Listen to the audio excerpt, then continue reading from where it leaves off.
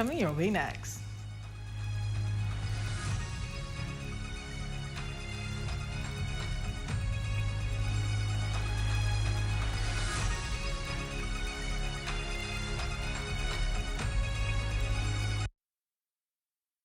ZNS News is brought to you by the new BTC. Fiber is here. Faster, stronger, more reliable. Together, we are unstoppable. Switch today. On the broadcast this Monday night, ahead of tomorrow's cabinet meeting on the island of Grand Bahama, our preview this late night of some big announcements the administration is expected to make. Haiti continues its downward spiral. Thousands killed, more than 1 million displaced, and half the population nearly starving. How the international community is helping and the role the Bahamas looks to play.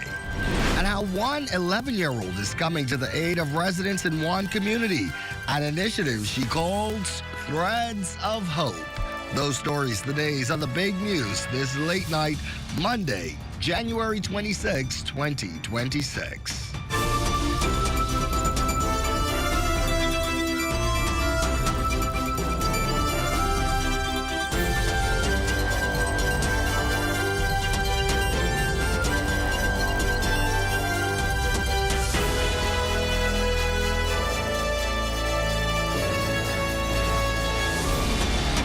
Bahamas tonight at 11. The final word starts now. And at the start of a new week, we welcome you this late night. I'm Corbell Pfeiffer. Now here at 11, it is back to the second city for the Davis administration, who will tomorrow hold its weekly cabinet meeting in Freeport. The move isn't new for this administration, as its first cabinet meeting on that island was held back in May of 2023 in 8 Mile Rock, and then a second one in November of that year, also in Freeport. Shalia Roll of our Northern Service starts us off tonight with a preview of what we can expect tomorrow. Grand Bahamians continue to raise questions about a range of issues affecting the nation's second city. According to the Director of Communication in the Office of the Prime Minister, Latrey Raming, Prime Minister Philip Davis says those concerns deserve clear answers. Prime Minister Philip Davis has arrived on Grand Bahama as promised for a series of high-level meetings.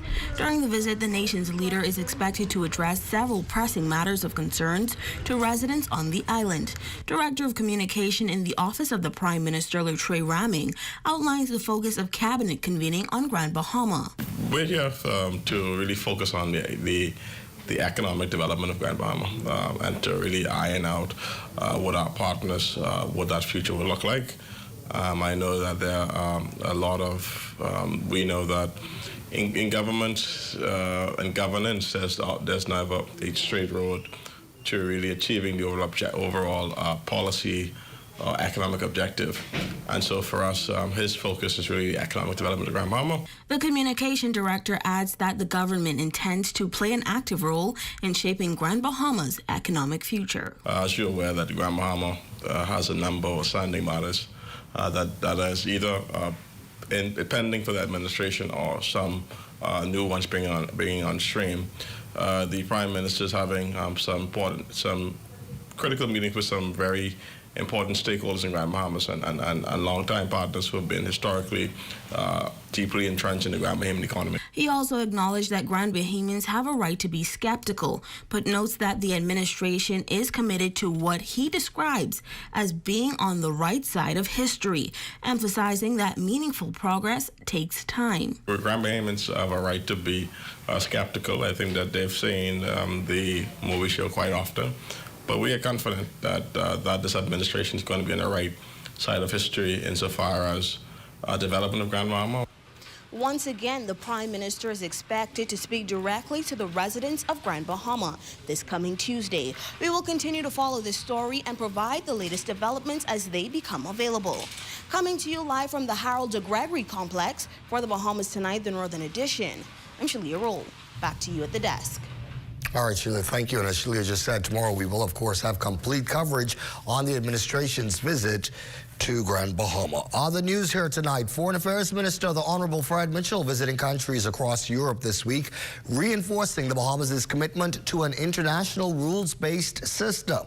On his agenda, meetings with the Commonwealth Secretary General, the Secretary of State at the Vatican, and Bahamian diplomatic representatives stationed throughout Europe.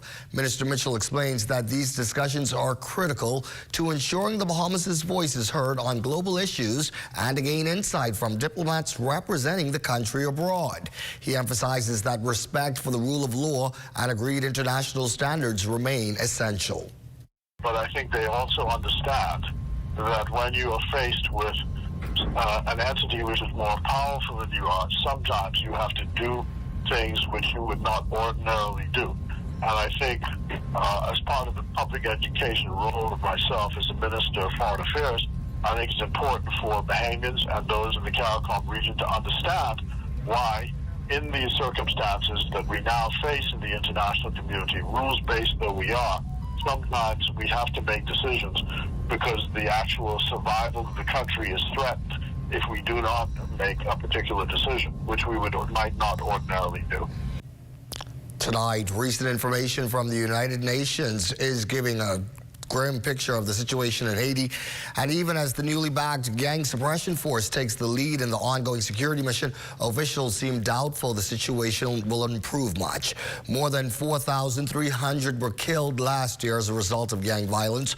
1.4 million residents have been displaced, and more than half of Haiti's population of 12 million faces acute food insecurity.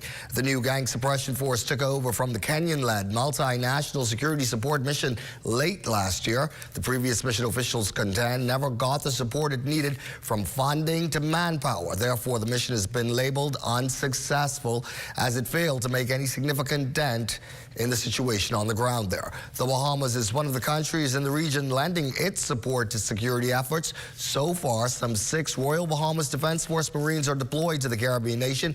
National Security Minister, the Honorable Wayne Monroe, says more support is headed there, but not before some guarantees are given. We will not be sending any Bahamian personnel to any theater unless we are absolutely confident in the arrangements for their safety and security. So until those matters are resolved, the deployment wouldn't take place. But the current commitment is for 14 additional, which would take our commitment to Haiti to 20 officers, Defense Force, and police.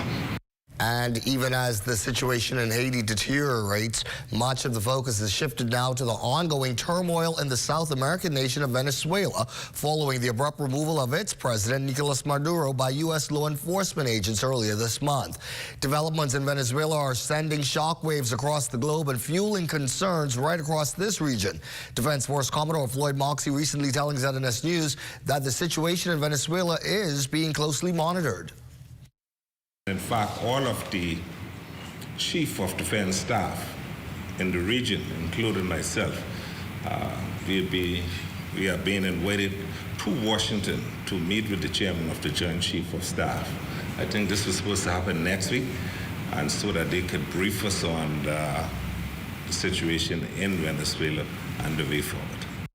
To some other news now this late night. A new Public Hospitals Authority overtime policy is causing an uproar among doctors and nurses who are now demanding they be compensated for their work. Cleopatra Murphy tonight tells us spoke with reps of both bodies who see the changes only harming the country's healthcare system. They did the work, and now doctors and nurses want their money. President of the Consultant Physician Staff Association, Dr. Sherelle Lockhart, is making that much clear after the Public Hospitals Authority issued a memo noting that it had used up the money budgeted for overtime, and overtime would not be processed unless it was approved by Managing Director Aubanet Roll, the change taking effect in the January pay period. The PHA in its memo detailed that the measure was being implemented to preserve funding for what it deems urgent priorities, such as critical hires, and to strengthen oversight of overtime expenditure. Lockhart, who represents 135 doctors, is somewhat troubled, although she is not advising her members not to work overtime. We are disappointed that the PHA is unable to meet its financial obligations at the end of this month. Senior physicians remain committed to caring to care for our patients as we have always been. However, the government needs to prioritize healthcare, including its financial obligations to the healthcare staff. This situation, if not addressed, will not bode well in the future for healthcare in the Bahamas. The move has President of the Bahamas Nurses Union Muriel Lightbourne urging her members not to pick up any overtime unless outstanding funds are paid and the situation is further cleared up. Lightbourne believes the healthcare system, already strained due to a nursing shortage, will only face further challenges, something she says management should have considered, as there is already a procedure for overtime. If we care about the citizenry of this country, let us do the right thing. Put our heads together. Let us come up with a better solution. That cannot be the solution. Hold back on some of those cosmetic things, but we have a lot of celebrations sometimes. ZNS News reached out to PHA Managing Director Aubanet Roll, who was engaged in a which is a SOE, a state-owned operation. And I know that last week there was some meeting between the chairman and the managing director of PHA and the Ministry of Finance. I've been advised as an outcome of that meeting that the process is moving forward and that payment will be made. I haven't secured that date, but I know that you can find out the details from the PHA chair. For the Bahamas Tonight, I'm Cleopatra Murphy. And Cleo Parliamentary Commissioner Harrison Thompson confirming the rollout of biometric voters cards remains on track, with issuance slated for the first week in February. The cards are part of a broader push to modernize the country's voting system, but again, not mandatory to vote in the next general election. Valid for 10 years, the new cards feature a high-resolution photo, digital fingerprint, signature, and a security-embedded registration number to prevent duplication or tampering. Particularly for the next election, if you don't have a card, a biometric card, don't let that worry you. If you don't have a biometric card, you could vote with your purple card. I would want everyone to, if they have not registered, to go and register as quickly as possible. And if they moved, if they transferred from where they were, that they need to come in and have their voter information transferred to the new constituency or polling division, as it might be. And we hope you'll stay with us as we get to the rest of the day's news. When we come back, a young philanthropist holds a clothing drive in the inner city. You're watching the Bahamas Tonight at 11. That story plus the day's other news when we come back.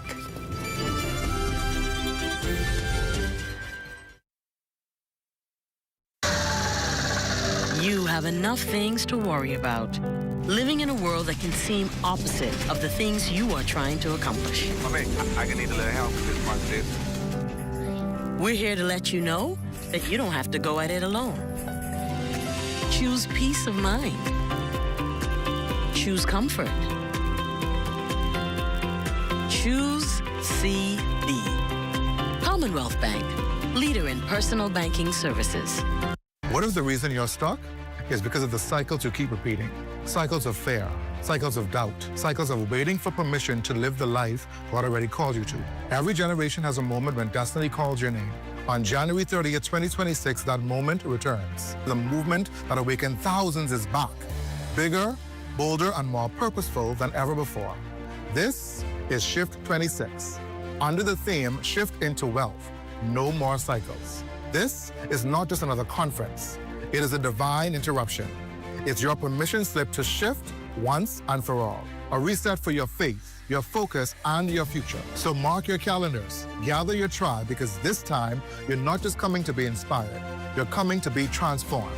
Shift 26, January 30th, 2026 at the Bahama Convention Center. No more waiting, no more cycles. It's time to shift into wealth.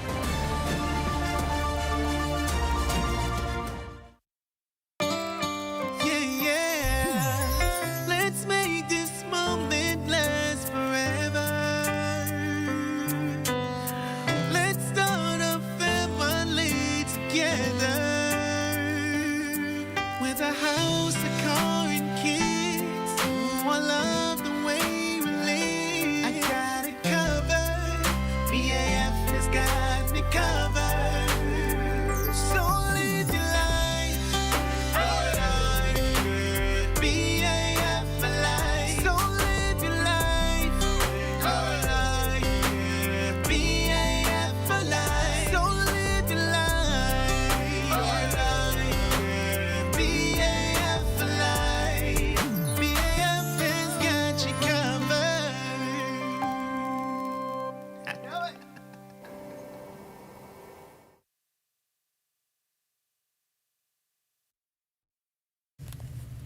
And as we continue this Monday night, the United States eastern seaboard is still reeling from the impact of a winter storm that has seen the cancellation of thousands of flights.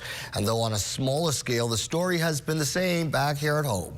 Local airport and hotel officials address the impact on flights and occupancy with our Danielle Dean. It's been deemed the worst weekend for air travel since 2019. Winter Storm Fern has forced the cancellation of some 19,000 flights in and out of the United States since Saturday. Monday accounting for some 4,000 plus of those cancellations, while thousands more were delayed. At last count, according to American media, at least 12 people had reportedly died. Here's Nassau Airport Development Company Vice President of Operations, Jonathan Hanna, on the storm's impact on the Lynden Pindling International Airport. On Saturday, we've had 21 cancellations, with the majority of those cancellations happening yesterday, which was Sunday, and about 19 delays. Typically what happens with winter weather is there's a need for de-icing, and the operation slows down to ensure that the safety is always paramount. And so we continue to work with our airline partners at this time. At this time, they have not indicated that they would be bringing any larger aircraft or bringing on any additional frequencies, but that is subject to change, and we continue to be in close dialogue with them at this time. More than 20 states are affected, states including the Northeast, Georgia, Texas, and Florida. Bahama Senior Vice President Robert Sandy Sand says, as for local hotels, flight cancellations during the winter time don't come as much of a surprise, noting that the storm has minimal impact on Bahama and other resorts. The materiality of those cancellations have not been great because of the net impact of people not being able to leave and persons not able to come into the country. I can assure you that many of the passengers scheduled to come have made alternative arrangements for dates following their formal arrival date, so that they do not miss out on the experience of coming to the Bahamas. A different story for U.S. businesses and residents, of which hundreds of thousands reportedly remain without power. ZNS advises Bahamians traveling to the U.S. to monitor the weather there and contact your airline ahead of your scheduled flight. Reporting for the Bahamas tonight, I'm Danielle Dean. All right, some good advice there. Thank you, Danielle. Prime Minister, the Honorable Philip Davis, is touting the growth of the Bahamas Agricultural and Marine Science Institute, or BAMSI, which saw a 15% increase in enrollment last year, with just under 200 students currently enrolled. His remarks came at last week's Opportunity Hub, which shed light on various initiatives aimed at ensuring the success of Bahamians. Participation at BAMSI, for example, is at record levels, and we are making major new investments in BTVI, expanding skilled trades, training in New Providence, and bringing BTVI to some of the family islands like Abaco, Eleuthera, and Exuma. Bain and Grantstown residents receiving a helping hand thanks to a clothing drive organized by 11-year-old Aubrey Edwards as part of her foundation, Threads of Hope. With weeks of preparation, including collecting clothing items and securing the location at Wesley Methodist Church, Edwards says her passion for giving back and community-based projects is what enabled her to spearhead this initiative. Because there's a lot of people in need who are in need of clothing and who doesn't have access to clothing. So I decided to do a clothing drive for free to help those in need. Having organized give-backs in the past, including helping those who faced loss following the devastating Hurricane Melissa in Jamaica 3 months ago, MP Wade Watson praised Aubrey for her kindness and dedication to community service at such a young age. Yeah, I think it's a pleasure. I mean, it's outstanding, and I want to applaud Audrey for what she's doing. You know, the constituents of Baines and Grantstown, we really have a need in our constituency, and I thank her for choosing the Baines and Grantstown constituency to help. All right, we say way to go, Aubrey. The Bahamas tonight at 11 turns to sports next. This Monday night, here's Amajal with a preview of what's next. A number of crafted qualifiers at the Star Performers Meet. Details of that story and more coming up in sports.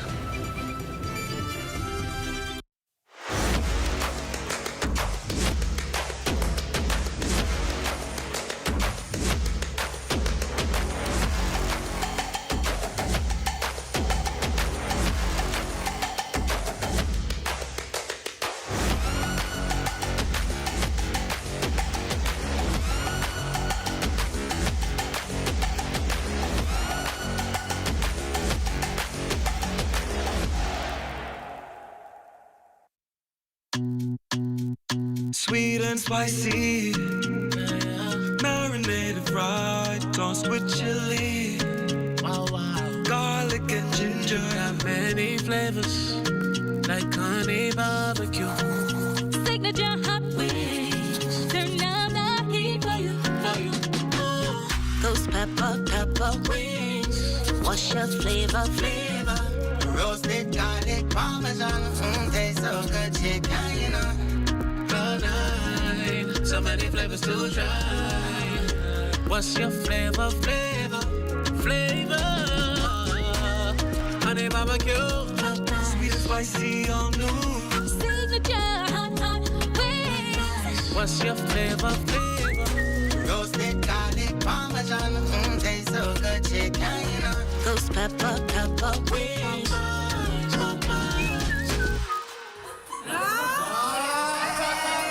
The internet isn't just for surfing. There's a sea of shoppers buying online, and you can connect with them on Tingsy.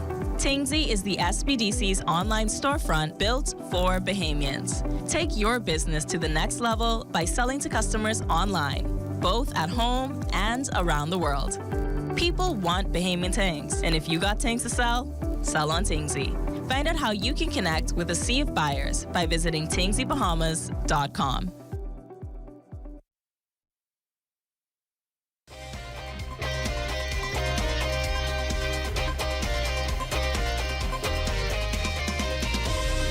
Welcome to your Monday Sports Check, everyone. I'm Amajal Knowles, topping sports from track over the weekend. The total number of Carifta qualifiers growing after the completion of the Star Performers track meet at the original Thomas A. Robinson Stadium. The 23rd edition of the event showcased a number of top performances, and despite the windy conditions, the one-day meet was considered a success. Several athletes shattered meet records while qualifying for both the 2026 Carifta Games and the 2026 World Athletics Under-20 Championships. We caught up with a pair of qualifiers as well as B3A's president, Jamiko Archer, who spoke about the performances. I expected it. I train hard. I work hard. I just came out here and do my best and did what my coach told me to do, and I put it out there. In the beginning, I just focused on all my techniques, what I learned in practice. I prayed to God, and then I just went out there, ran down the runway, did my pop-up and landed. Process. It was a very windy day, and I wasn't at my original mark, but I just had to work with it. I just tried to execute as best I could with the wind that we were having, and I just took off, kept my head high, and executed the full jump. On the field, on the track, high jumps, vertical and horizontal jumps, the throws, we've been seeing some incredible performances, which I think is going to really tell a wonderful story for the Carifta Games.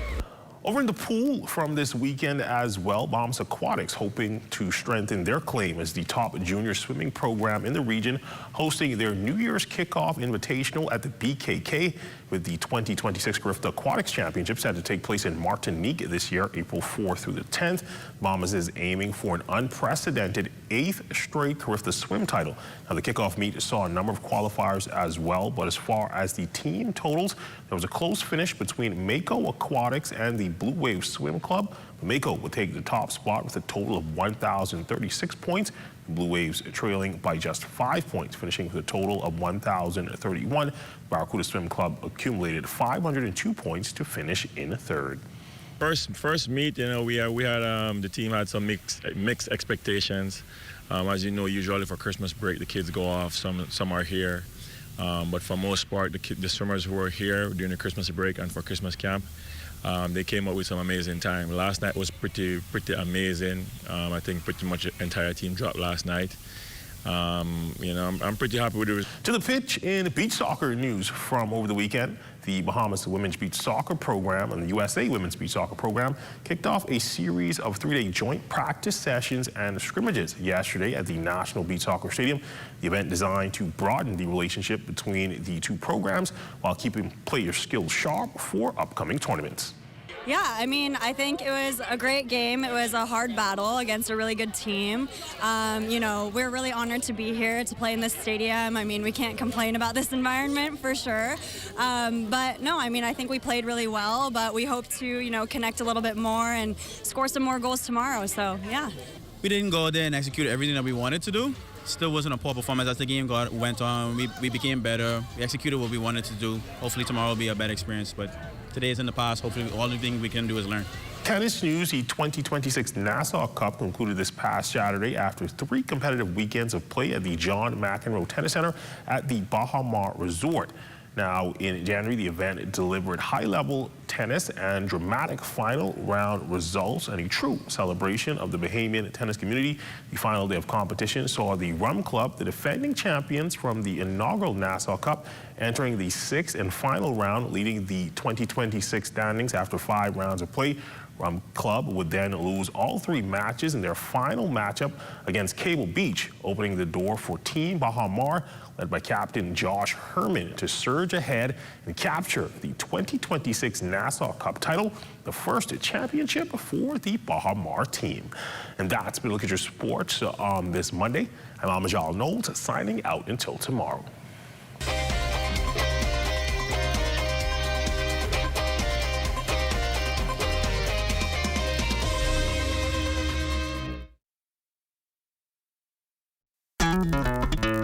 Throughout our lifetime, we must all make decisions. No matter how we choose, the right one just needs to be made. Like having J.S. Johnson Insurance Agents and Brokers as your insurance partner. We've been serving the Bahamas for over 100 years. Whether you need home, motor, marine, or commercial insurance, make the right decision. Call 397-2100 or visit jsjohnson.com. JS Johnson Insurance. Peace of mind. Hello? You guys had anything to eat as yet? Y'all know Christmas just gone and things are rough. All right, but y'all let me working all day, but what we gonna eat? If we was by the mall, we could go by Wendy's and get the Dave's special for $5. Yeah, but you do know that the Dave's deal is now actually nationwide, right? Wait, let's go Cable Beach right there. Let's go. All right.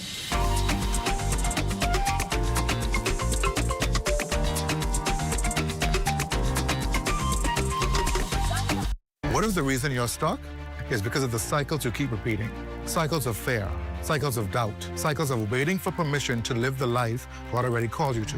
Every generation has a moment when destiny calls your name. On January 30th, 2026, that moment returns. The movement that awakened thousands is back. Bigger, bolder, and more purposeful than ever before. This is Shift 26. Under the theme, Shift into Wealth, No More Cycles. This is not just another conference. It is a divine interruption. It's your permission slip to shift once and for all. A reset for your faith, your focus, and your future. So mark your calendars. Gather your tribe, because this time, you're not just coming to be inspired. You're coming to be transformed. Shift 26, January 30th, 2026 at the Bahama Convention Center. No more waiting. No more cycles. It's time to shift into wealth.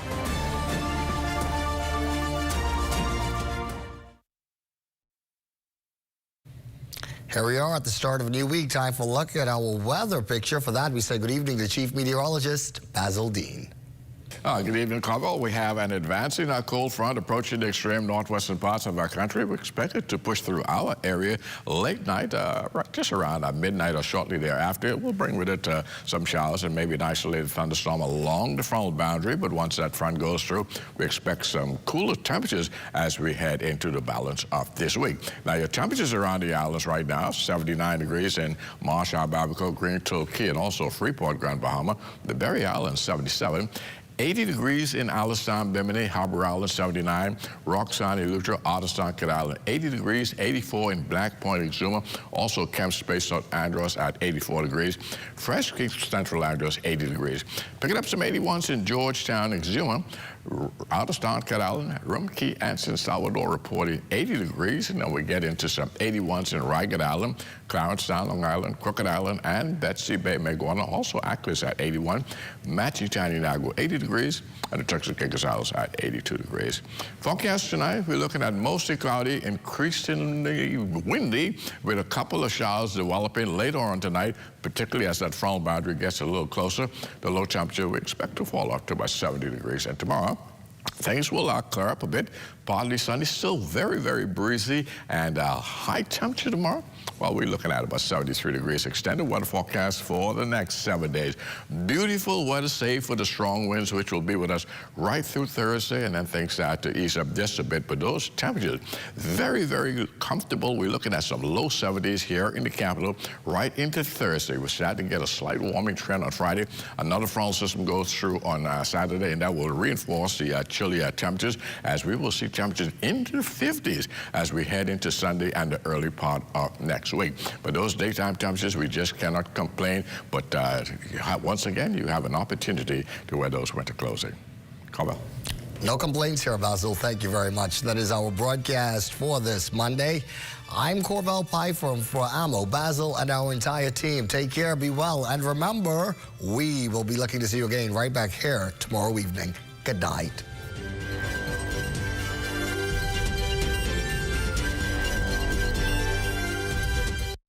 At Government House, I'm Regis Cartwright. This is ZNS.